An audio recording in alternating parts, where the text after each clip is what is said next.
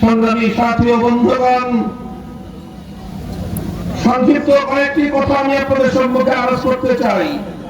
প্রথম কথা হলো, আমাদেরকে মনে রাখতে হবে স্বাধীনতা অর্জন করা যতটা কঠিন, স্বাধীনতা রক্ষা করা তার চেয়ে বড় কঠিন।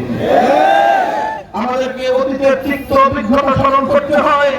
1971 সালের একটি মুক্তিযুদ্ধের মধ্য দিয়ে বহু মানুষের রক্তের বিনিময়ে যেই বাংলাদেশের স্বাধীনতা অর্জিত হয়েছিল, সেই স্বাধীনতা অর্জনের 1 বছর অতিক্রান্ত হওয়ার আগেই বাংলাদেশের মুক্তিযুদ্ধের স্বাধীনতার সফলতাকে ছিনতাই করা হয়েছিল।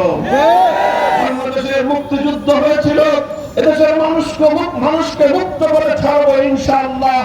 অবিচল আল্লাহর উপর অবিচল আস্থা এবং বিশ্বাস রেখে ইনশাআল্লাহ বলে যে মুক্তিযুদ্ধের সূচনা হয়েছিল, যেই মুক্তিযুদ্ধের কমিটমেন্ট ছিল নির্বাচনে বিজয়ী হতে পারলে এদেশে কোরআন সুন্নাহ বিরোধী কোনো আইন তৈরি করা হবে না।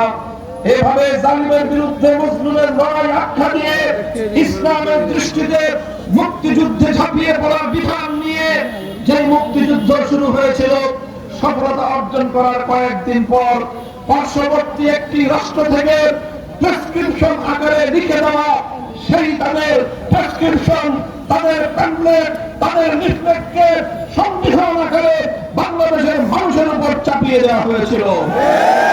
1972 সালের সংবিধান মুক্তিযুদ্ধের চেতনা পরিপন্থী সংবিধান, 1972 সংবিধান এদেশের স্বাধীনতার সংগ্রামের দীর্ঘ আন্দোলনের সঙ্গে বিশ্বাসঘাতকতার সংবিধান।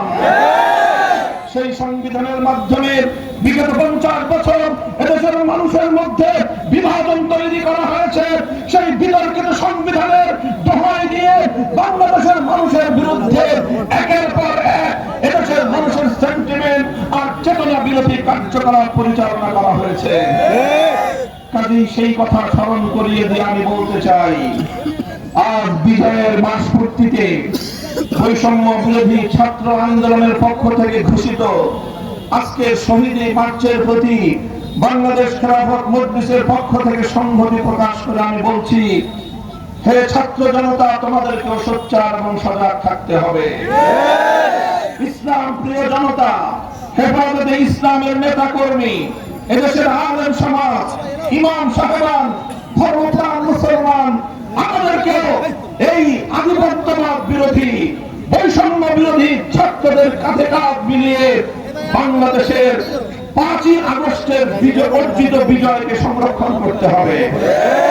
মনে রাখতে হবে, আবার 1971-এর মতো আমাদের এই দ্বিতীয় স্বাধীনতাকে ছিনতাই করার জন্য একটি কুচক্রী মহল উঠে পড়ে লেগেছে। তারা আবার এই সুযোগে নতুন করে বাংলাদেশকে ইসলাম বিরোধী ধারায় পরিচালিত করবার পায়তারা চালাচ্ছে। ট্রান্সজেন্ডার সহ পশ্চিমা বিশ্বের অসভ্য অশ্লীল বিভিন্ন কার্যকলাপ আমাদের শিক্ষা ব্যবস্থায় প্রবিষ্ট করে বাংলাদেশে একটি নাস্তিক্যবাদী প্রজন্ম গড়ে তোলবার পায়তারা চালানো হচ্ছে। আমরা দেখেছি আগস্ট বিপ্লবের বৈশিষ্ট্য ছিল এ জাতির মধ্যে একটি অভূতপূর্ব ঐক্য এবং সমন্বয় গড়ে উঠেছিল। স্কুল কলেজের ছেলেরা, ইউনিভার্সিটির ছাত্ররা, পাশাপাশি মাদ্রাসার ছাত্ররা টেকনাফ থেকে তেঁতুলিয়ায় সকল ভেদাভেদের দেয়াল গুড়িয়ে দিয়ে ঐক্যের একটি প্ল্যাটফর্ম তৈরি করেছিল। এই ঐক্যই আগস্ট বিপ্লবের ভিত রচনা করে দিয়েছিল। কাজে আমাদেরকে সতর্ক থাকতে হবে। বিগত 50 বছর এই পতিত স্বৈরাচারী শেখ হাসিনার রাজনীতিটাকে যদি আমরা একটু গভীরভাবে বুঝবার চেষ্টা করি, তাহলে দেখব শেখ হাসিনার রাজনীতির প্রধান দুটি বৈশিষ্ট্য ছিল। 1 নম্বর ছিল প্রতিশোধের রাজনীতি, 2 নম্বর ছিল বিভাজনের রাজনীতি। 1975 সালে শেখ হাসিনার বাবাকে বাকশাল গঠনের কারণে এবং 30,000 মায়ের বুক খালি করে 30,000 যুবককে গুম খুন হত্যা করার কারণে এদেশের মানুষ ফুঁসে উঠে 1975 সালের আগস্টের অভ্যুত্থান করেছিল। সেই 15ই আগস্ট অনেক নিরপরাধ মানুষ, নারী শিশু হত্যা হয়েছে।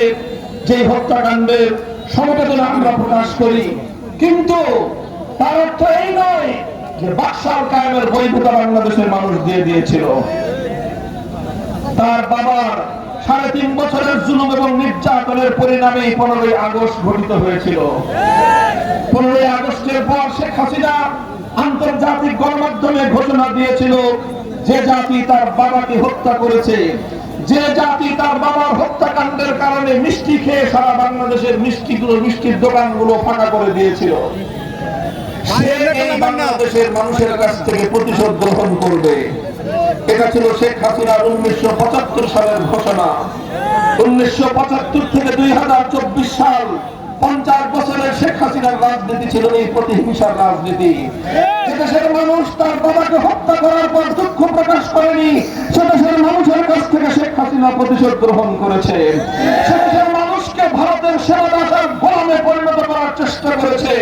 সেদেশের মানুষকে সে দেশটাকে তলবিহীন ঝুড়িতে পরিণত করবার চেষ্টা করেছে।